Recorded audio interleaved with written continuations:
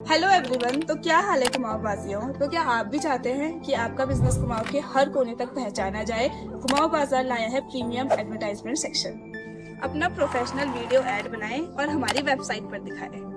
पूरे कुमाऊं में अपनी पहचान बढ़ाएं और ग्राहक से जुड़ें। चार्जेस जानने के लिए हमारी टीम से संपर्क करें। Thank you. हल्द्वानी लेखपाल संघ के बैनर तले आज से सभी लेखपाल पटवारी 3 दिवसीय कार बहिष्कार पर चले गए हैं। हल्द्वानी तहसील में कार बहिष्कार पर बैठे लेखपाल संघ का कहना है कि राज्य सरकार द्वारा जमीनों के अंश निर्धारण को लेकर सभी लेखपालों को बिना सुविधाओं के काम कराया जा रहा है। उन्होंने कहा कि ना तो उनके पास कोई खतौनियों का डाटा उपलब्ध है, ना ही उन्हें लैपटॉप या अन्य सुविधाएं दी गई हैं। इससे पूर्व पीएम किसान निधि के संबंध में भी लेखपालों से इसी तरह का कार्य कराया गया था, लेकिन इस बार लेखपाल संघ का कहना है कि सरकार उनसे काम कराए, इसमें कोई आपत्ति नहीं है, लेकिन उन्हें काम करने के लिए सुविधा भी दी जानी चाहिए। इसलिए वह 3 दिवसीय हड़ताल पर गए हैं। आगे यदि उनकी मांगों को पूरा नहीं किया जाता है तो अपने केंद्रीय नेतृत्व के निर्देश पर आगे रणनीति पर कार्य करेंगे। है कि इसका मुख्य हमारा जो मांग है वो है इस समय सरकार द्वारा एक अंश निर्धारण की प्रक्रिया जो चलाई जा रही है, जिसमें खातेदारों का अंश निर्धारण किया जाना है। लेकिन सरकार द्वारा जो ये कार्य हमें सौंपा गया है, इसके लिए न तो हमें कोई संसाधन दिए गए हैं जैसे लैपटॉप या मोबाइल डाटा।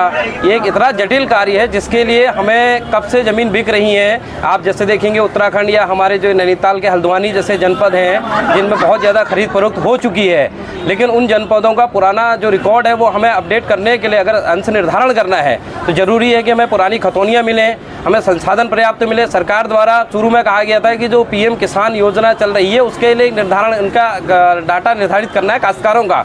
अब अचानक से एक शासनादेश आता है कि 5 गाँवों का आप तुरंत कर दीजिए, तो संभव ही नहीं है। तो एक विधिक प्रक्रिया है जिसमें टाइम लगना है, लेकिन सरकार द्वारा कोई हमें समय नहीं दिया गया है, न ही हमें किसी प्रकार के संसाधन और न ही कोई उचित एक प्रशिक्षण तक दिया गया है। हम लोग जो भी काम कर रहे हैं उसके लिए विधि प्रक्रिया है जिसको अपनाया नहीं जा रहा। हमारा प्रथम मांग है कि इसके एक विधिक इसमें प्रशिक्षण कराया जाए, साथ ही जो हमारे साथी हमें सबको एक लैपटॉप और एक इंटरनेट की हमें सुविधा उपलब्ध कराई जाए और पर्याप्त समय इस पर दिया जाए, ताकि हम इस कार्य को एक जो सही कार्य सरकार कर रही है, हम कार्य की अवहेलना नहीं कर रहे हैं या नहीं कार्य को गलत कह रहे हैं, लेकिन जो एक सिस्टम होना चाहिए था तो उसको कहीं भी नहीं अपनाया जा रहा है। उच्चाधिकारियों द्वारा जो कहा जा रहा है कि आप इसको त्वरित कीजिए, सीआरसी हमारा एक ऑर्डर जारी करता है कि 31 मई तक 5 गाँव कंप्लीट कर दें, जो संभव ही नहीं है क्योंकि आपने हमें कोई भी संसाधन नहीं दिए। हमारी प्रथम मांग है कि हमें संसाधन दिए जाएँ और जो पुराने हमारी खतौनियाँ जिनमें बहुत अधिक खरीद फरोख्त हुआ है उसका डाटा उपलब्ध कराने के लिए एक विधिक प्रक्रिया अपनाई जाए, कैसे हमें खतौनियाँ मिलेंगी।